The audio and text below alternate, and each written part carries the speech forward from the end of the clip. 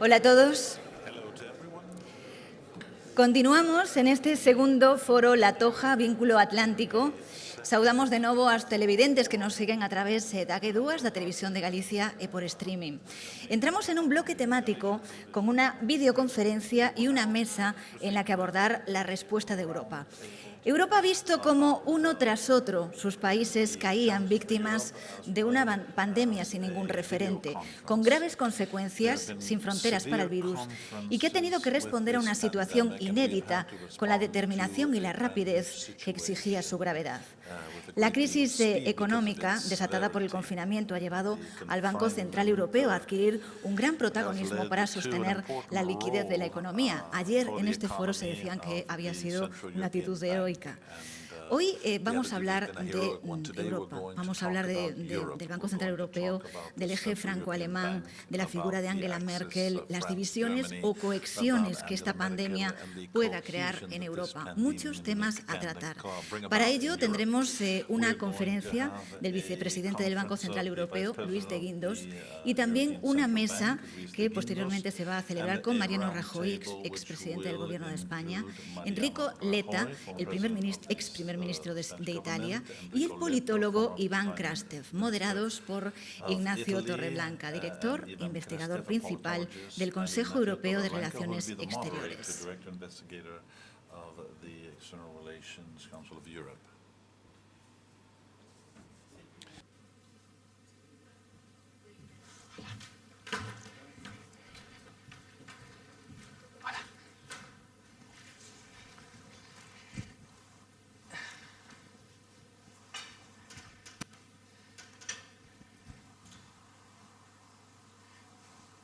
Comenzamos entonces.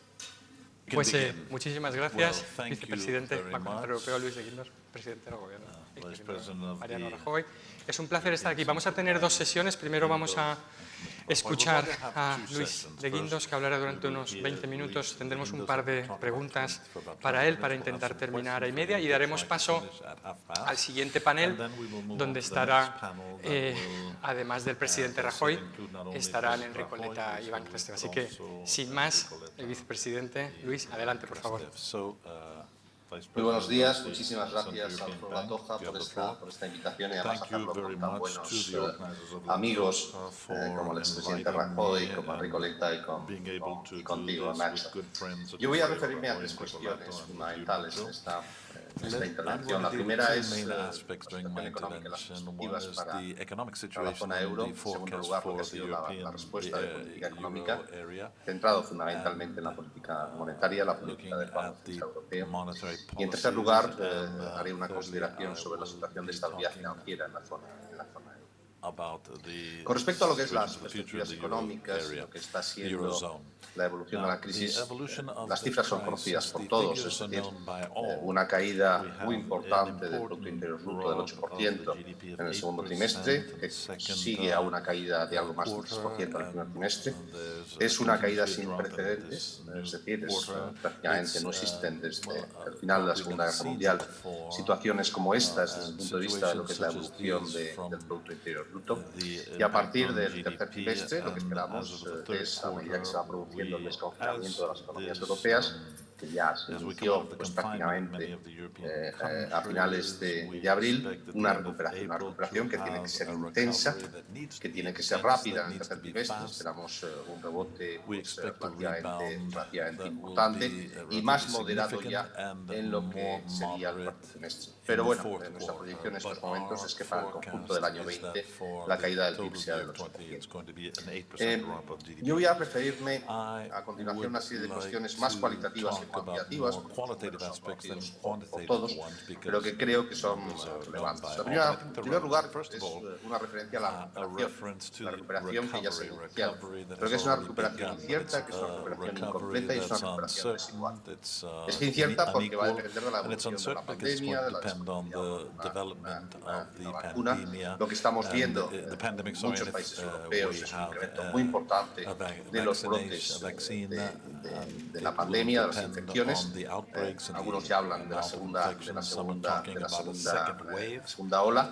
Pero, lógicamente, aquí lo fundamental es que tengamos en consideración que los gobiernos no van a reaccionar de forma idéntica como hicieron en la primera oleada. Que los gobiernos han empezado a indicar que no va a haber un confinamiento total de las economías porque eso llevó a una caída tan intensa como vimos anteriormente, que sería catastrófico, que se volvía a repetir en el tercer y en el cuarto trimestre. Es decir, la economía mundial y la economía europea no estaban preparados para los países. Y eso es una lección que hemos aprendido de alguna forma.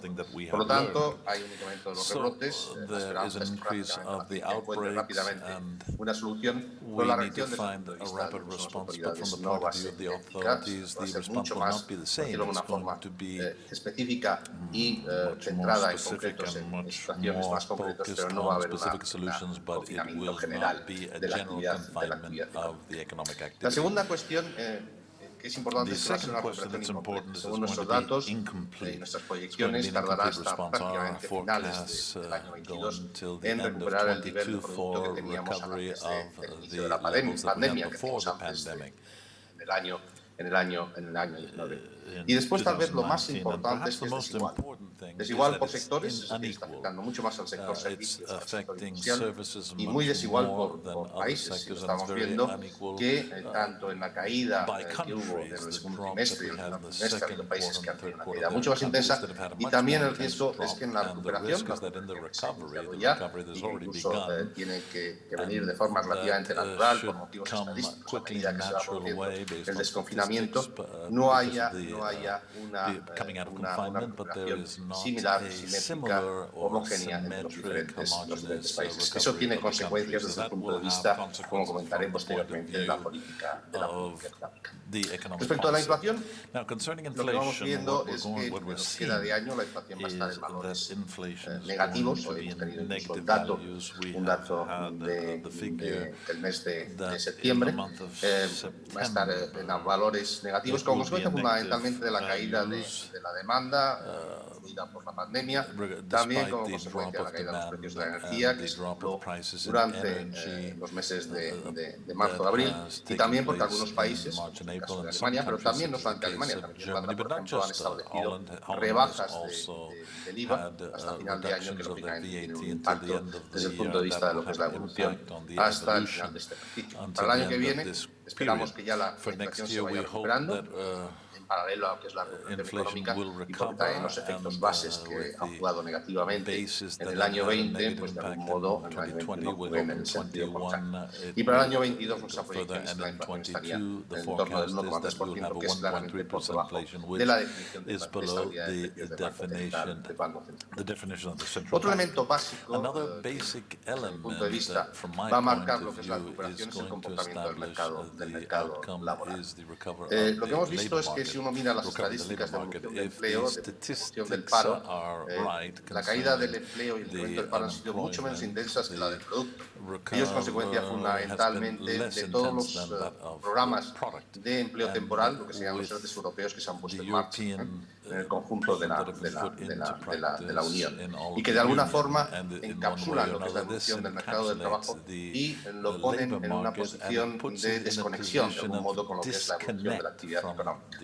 Pero por eso es mucho más relevante para ver lo que está pasando con el mercado laboral, más que fijarse en los datos de empleo y la evolución de la tasa de paro, fijarse en el número de horas trabajadas. Y ahí lo que estamos viendo es que en la zona euro la caída de horas trabajadas en el segundo trimestre estaría por encima del 10%, lo cual es mucho más congruente con la evolución del producto.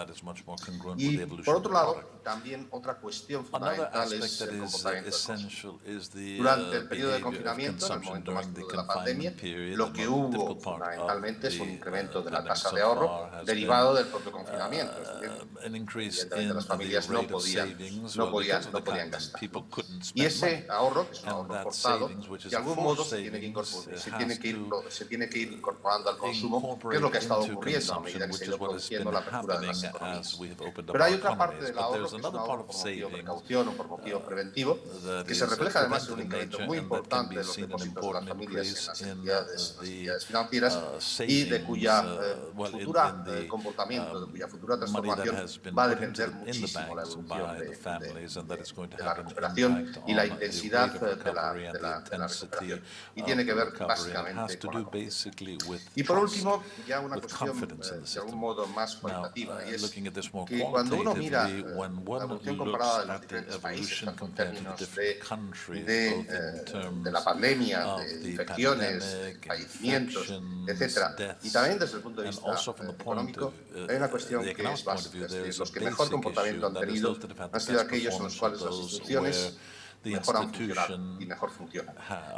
Que la gobernanza, en el sentido amplio, es una cuestión fundamental a la hora de enfrentarnos a una situación tremenda como la que hemos vivido en los últimos meses. Esto es un poco una descripción a vuela pluma de la situación económica. Yo me voy a referir a continuación a lo que es la respuesta de política económica. La respuesta de política económica no tiene precedentes en la zona euro ni en la Unión Europea. Tanto desde el punto de vista de la intensidad como desde el punto de vista de la rapidez. En el ámbito de la política monetaria, yo no voy a repetir lo que todos conocemos. Lo que ha hecho el Banco Central Europeo ha sido inyectar mucha liquidez, unas condiciones muy favorables a los bancos. Hemos establecido un programa de emergencia de compra de activos, un importe de 1,35 billones, 1,35 trillones anglosajones de volumen. Y por otro lado hemos ido multiplicando requisitos de capital, de liquidez, para que efectivamente no se produjera un endurecimiento de las condiciones financieras y que los bancos no redujeran la concesión de crédito. Creo que desde ese punto de vista, si uno mira lo que es la evolución del mercado de deuda, lo que ha sido la evolución de los mercados de renta fija, la concesión de crédito y las condiciones exigidas por los bancos a familias y empresas, se ve que la actuación ha funcionado bien. Desde el punto de vista de inflación, evidentemente tenemos que ver cómo evoluciona en los próximos meses, pero sin duda sin las actuaciones del Banco Central Europeo nos encontraríamos en una situación mucho más compleja y que seguramente hubiera llevado a un desanclaje de las expectativas de inflación, que es algo que siempre nos va a afectar. Pero aquí la primera línea de defensa ha sido la política fiscal. La política fiscal en un primer momento, la política fiscal nacional, pero esta política fiscal nacional se enfrentaba a un problema, y es el de la dispersión. No todos los países tenían el mismo espacio fiscal. Es decir, la pandemia ha sido un choque común, pero las consecuencias no han sido comunes. Y no todos los países tenían las mismas posibilidades. Estas actuaciones han sido fundamentalmente de dos dobles. En primer lugar, como comentaba anteriormente, los ERTES, los ERTES europeos, y en segundo lugar, los programas de garantía de préstamos para que la banca continuara financiando al sector real de la economía.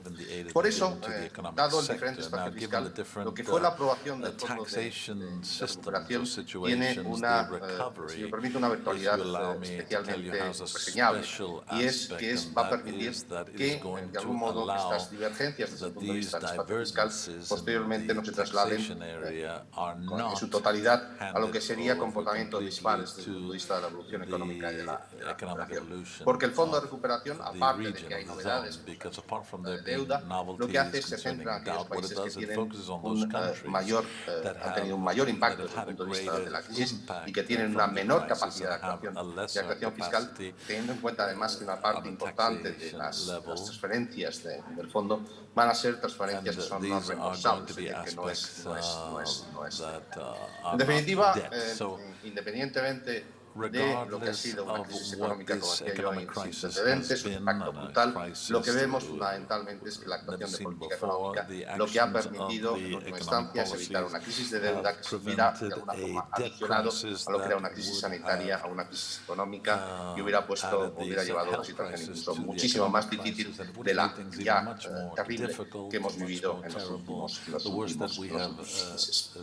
Desde el punto de vista de lo que es la estabilidad financiera, y con esto ya acabo, lo fundamental aquí es el problema básico que nosotros analizamos en estos momentos y que identificamos en este momento, es la escasa rentabilidad de la banca europea.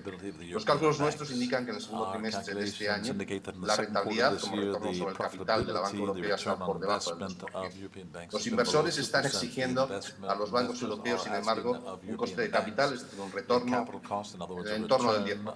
Y eso lo que hace es inmediatamente se refleja unas valoraciones muy reducidas de los bancos europeos. Vemos lo que ha sido la evolución de las cotizaciones prácticamente desde el inicio de este año, que además se agravaron posteriormente con la llegada de la pandemia, y lo que hay son valoraciones que implican descuentos incluso superiores al 70% con respecto al valor en libros de los bancos, y además con una dispersión notable. A veces no es tan importante la media como lo que es la dispersión en torno a esta media, porque lógicamente siempre aquí hay ganadores y perdedores. Eso lo que indica es la necesidad de actuación, de reducir costes, necesidad de eliminar capacidad excedentaria en el sistema bancario europeo, y por eso la llamada a la consolidación. Las fusiones y adquisiciones no son una finalidad en sí misma, pueden ser un instrumento útil desde el punto de vista de mejora de esa situación de los bancos europeos, que vuelvo a repetir, está y ya para acabar, conclusión, yo creo que la cuestión fundamental que nos vamos a enfrentar en las próximas semanas y en los próximos meses es si la pandemia, que sin duda pasará, y estoy convencido que la ciencia encontrará una solución, va a dejar cicatrices permanentes. Y aquí, lógicamente, hay una que va a ser inevitable, que es muy evidente, que es el incremento del ratio de deuda por PIB. Lo que vamos a ver es que de media en la zona euro, pues el ratio de deuda por PIB va a saltar en torno de 15 puntos con respecto a la situación que teníamos anteriormente, con una dispersión, vuelvo a decir, importante entre países. También va a haber un incremento del endeudamiento de las empresas.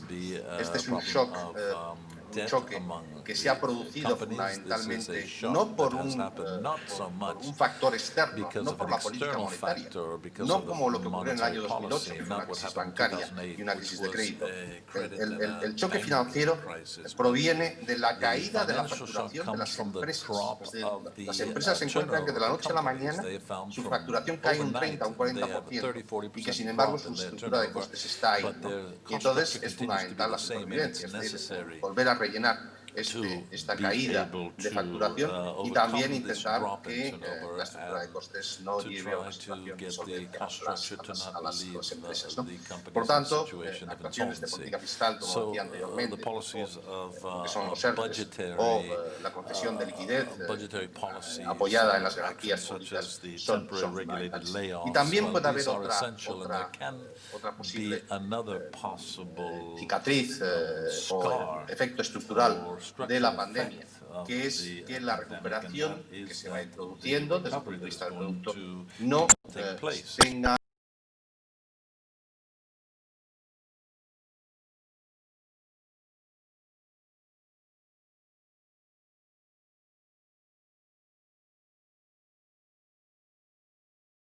los elementos positivos, hay que aprovechar en esta situación tan terrible que hemos vivido para intentar que Europa invierta en lo que es sectores de digitalización, economía verde. Y además que el fondo de recuperación, que, como vuelvo a decir, es un elemento básico, pues sea un precedente desde el punto de vista de lo que tienen que ser las actuaciones conjuntas para hacer frente a la mayor crisis económica y social que hemos vivido desde el final de la Segunda Guerra Mundial. Muchas gracias. Bueno, pues muchas gracias, vicepresidente, muchas gracias, Luis.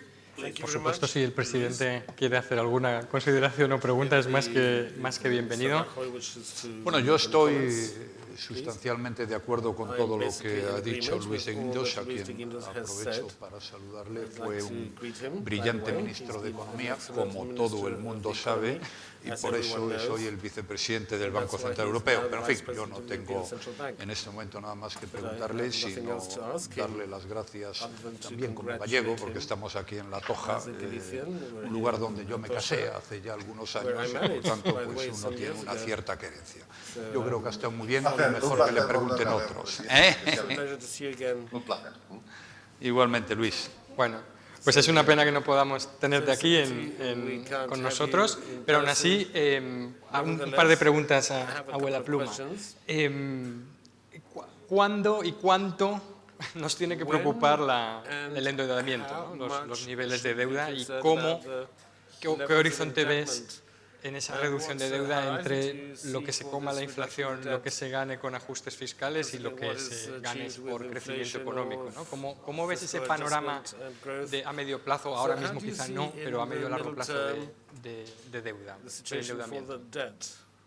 Bueno, la política fiscal en el corto plazo, yo he dicho antes que es la primera línea de actuación, es la que tiene que hacer frente a las consecuencias económicas de la pandemia. La política monetaria también ha actuado, pero la política fiscal es la que está mejor situada para hacer frente a la situación. Eso va a llevar, como comentaba anteriormente, a un incremento importante de los déficits públicos en el corto plazo. Irse el déficit público medio al entorno del 8%, y cuando la pandemia pase, que pasará, pues nos encontraremos con un ratio de deuda pública PIB en la zona euro que va a estar aproximadamente 15 puntos por encima de lo que teníamos. Eso es una situación en la cual, vuelvo a repetir, a corto plazo no hay alternativa. Hay que gastar, hay que gastar bien, también esto es importante. Y después, no es tanto el tema de los valores medios, es la dispersión. Los países no estábamos todos en la misma posición. Alemania tenía prácticamente un ratio de deuda pública PIB por debajo del 60% y un superávit presupuestario. Lógicamente podía hacer un esfuerzo tremendo desde el punto de vista de la política fiscal. Otros países no se encontraban en esa posición, tenían ratios de deuda pública PIB en el 100% o por encima y tenían déficit públicos, ¿no? Y por lo tanto el esfuerzo era diferente. Por eso el Fondo de Recuperación es tan importante, porque el Fondo de Recuperación actúa intentando pues, que esas divergencias, esas disparidades en lo que es el espacio fiscal, pues se pueda hacer frente a ellas, y que por lo tanto no pueda haber, por alguna forma, recuperaciones a diferentes velocidades como consecuencia del diferente espacio fiscal, ¿no? Cuando pase todo, bueno, lógicamente pues habrá que a lo que es la sostenibilidad de las finanzas a corto y medio plazo. Hay que tener en cuenta que nos vamos a encontrar en un mundo que por un lado tiene una parte positiva para la deuda, y es que los tipos de interés van a ser reducidos, pero por otro lado también las perspectivas de crecimiento y inflación también van a ser reducidas, y por lo tanto la variable fundamental para ajustar el ratio de la política será el déficit público. Y ahí tendremos que volver a hacer un esfuerzo una vez que haya pasado la pandemia, porque ratios de deuda pública PIB muy elevados suponen en última instancia una losa para el crecimiento económico, y por lo tanto habrá que hacer un esfuerzo para o el BCE, que es la verdadera institución federal de Europa en muchos sentidos, la que ha sostenido el proyecto europeo en los momentos más difíciles, en la anterior crisis, también en esta, tiene siempre abierto o a punto de abrirse este debate sobre sus objetivos y dónde coloca el objetivo de inflación y qué otros objetivos se abre. Se está abriendo este debate sobre los objetivos de inflación, está empezando. ¿Qué perspectivas ves de que se consolide o que por lo menos podamos debatir abiertamente en los próximos tiempos sobre esta cuestión? Bueno, el BCE ha abierto lo que se denomina la modificación estratégica de la política monetaria de su política. Ahí hay dos componentes fundamentales. El primero es la definición de estabilidad de precios, que ha ido pasando por etapas. Primero fue una inflación por debajo del 2, después una inflación por debajo pero próxima al 2, y vamos a ver lo que pasa con la discusión que acabamos de empezar. Esperamos tener una nueva definición de estabilidad de precios pues aproximadamente a mediados del año que viene. Pero para mí lo más importante no es tanto esta definición de estabilidad de precios, que tiene importancia relevante, porque va a ser el objetivo desde el punto de vista de las actuaciones de política monetaria, sino los instrumentos de actuación de la política monetaria. Para mí eso es lo fundamental. Cuán efectivos han sido en un mundo de muy bajos tipos de interés. Tradicionalmente la política monetaria actuaba reduciendo tipos de interés y, sin embargo, cuando en una situación en la cual los tipos de interés están prácticamente en cero, lógicamente hay que buscar otros instrumentos que se denominaban no convencionales, que han ido convirtiéndose cada vez más en más ortodoxos, como por ejemplo como es la compra de activos por parte de los bancos centrales, no solamente el Banco Central Europeo, sino el resto de bancos centrales. Eso lógicamente tiene impacto también sobre otras variables, que se denominan los efectos laterales, los efectos sobre la estabilidad financiera.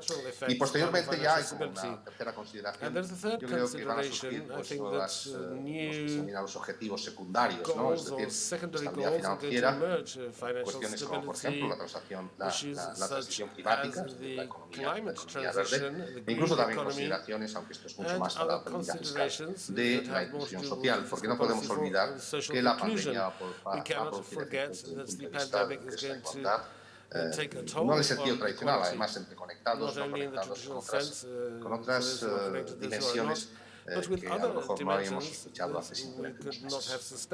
Bueno, y para concluir, leemos hoy en la prensa que el Banco Central está abierto también una reflexión sobre el euro digital, ¿no? Cuéntanos, por favor, en qué estado está esta reflexión, cuál es el horizonte y en qué consistiría esta idea, que la gente pueda entender de qué estamos hablando.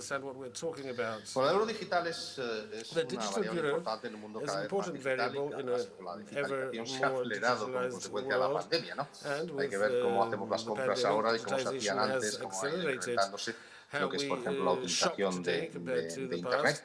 O, por ejemplo, lo que estamos teniendo, es decir, yo, por desgracia, no puedo estar físicamente en la Toja y estamos haciendo una presentación digital, ¿no? Es decir, el tema digital cada vez va a ser más relevante y tener una divisa digital, un euro digital, por lo tanto, es un acompañamiento que puede ser imprescindible, ¿no? Lo que hemos hecho nosotros es tener un grupo de trabajo interno, ver lo que son las implicaciones desde el punto de vista de política monetaria, desde el punto de vista de estabilidad financiera, y hemos abierto una especie de periodo de reflexión en el cual pues, nos pedimos opiniones al respecto, ¿no? Porque es un tema que tiene muchas implicaciones, puede tener muchas consecuencias. Es decir, en estos momentos nosotros lo que tenemos son los euros físicos, por decirlo de algún modo, son los billetes que vemos todos, las monedas que vemos todos cada día, ¿no? Pero aquí lo que sería sacar una medida de curso, una moneda de curso legal con naturaleza digital, y tiene muchísimas implicaciones que lógicamente tenemos que analizar con cuidado, pero yo creo que la senda es esa. Yo creo que en estos momentos el euro digital no es tanto, si me permiten, una alternativa, sino que yo creo con los objetivos de digitalización, además que se establece en el Fondo de Recuperación, el plan de recuperación aprobado por la Comisión Europea, empieza a ser una obligación que efectivamente los bancos centrales en este caso tienen que llevar a cabo. Bueno, pues muchas gracias, ha sido un placer escucharte como siempre, y vamos a pasar al próximo paso. No, presidente, despedimos entonces Muy bien, a Luis. Pues Luis, muchas gracias otra vez, y como hemos escuchado aquí, y has dicho tú que sería un placer y que ha sido una pena no poder estar en la Toja, el año que viene, pues esperemos que tras liquidar la pandemia contemos contigo aquí personalmente. Pues será un placer, ya lo sabes. Muy bien. Muchas gracias.